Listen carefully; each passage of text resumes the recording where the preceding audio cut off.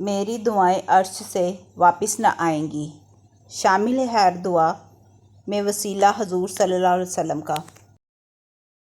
رتبہ بھی میرے سر کو تیرے در سے ملا ہے، حالانہ یہ سر بھی تیرے در سے ملا ہے۔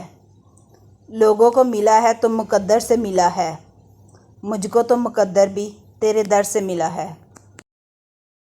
جنت نہ مانگ، مانگ زیارت حضور صلی اللہ علیہ وسلم کی۔ خیرات مانگنی ہے تو پھر بے مثال مانگ۔ یہ راستہ اس جگہ کو جاتا ہے جہاں دل توڑے نہیں جوڑے جاتے ہیں۔ اللہ تو ہی تو بلاتا ہے سب کو، تو ہمیں بھی حاضری کی توفیق فرما دینا۔ درود پاک پڑھنے والا شخص ایک ہی راستے پر چلے گا اور وہ ہے جنت کا راستہ۔ کہنے لگا اپنی خواہشات کا ذکر کرو، تھکے ہوئے وجود نے کہا بس خانہ کعبہ۔ لکھ دے ہمارا بھی نام فہرست میں یا رب، حسرت سے دیکھتے ہیں تصویر مدینے کی۔ محبوب کے در کی ایک جھلک بھی دیوانہ بنا دیتی ہے۔ طیبہ سے لوٹنا کسی عاشق سے پوچھئے، ایسا لگے کہ روح بدن سے گزر گئی۔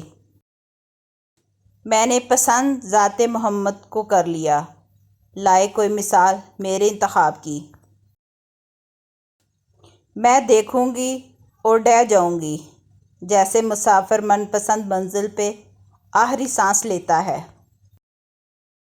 سکون کی ایک وادی ہے جسے لوگ مدینہ کہتے ہیں۔ تیری جالیوں کے نیچے تیری رحمتوں کے سائے، جسے دیکھنی ہو جنت وہ مدینہ دیکھ آئے۔ کبھی تو قسمت کھلے گی میری، کبھی تو میرا سلام ہوگا۔ بلا ہی لیں گے مجھے بھی ایک دن، جانتے ہیں میری تڑپ کا تقاضا حضور صلی اللہ علیہ وسلم۔ جو نہیں گئے وہ ترستے ہیں، جو واپس آ گئے وہ تڑپتے ہیں۔ کون کہتا ہے عاشق بن دیکھے نہیں ہوتا، ہم امتیوں کی ہی مثال لے لو۔ جن کے آنے سے روشن ہوئے دو جہاں، ان کے قدموں کی برکت پہ لاکھوں سلام۔ میری زندگی کی سب سے بڑی نعمت آپ صلی اللہ علیہ وسلم کا امتی ہونا ہے۔ اے چاند کو توڑ کر جوڑنے والے، ہم بھی ٹوٹا ہوا مقدر لیے بیٹھے ہیں۔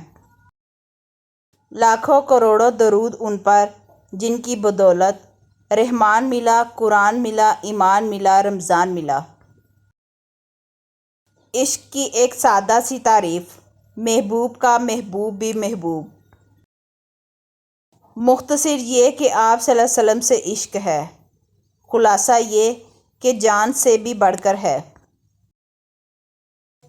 ہر ابتدا سے پہلے، ہر انتہا کے بعد، ذات نبی بلند ہے ذات خدا کے بعد۔ ندامت کے چراغوں سے بدل جاتی ہیں تقدیریں، اندھیری رات کے آنسو خدا سے بات کرتے ہیں۔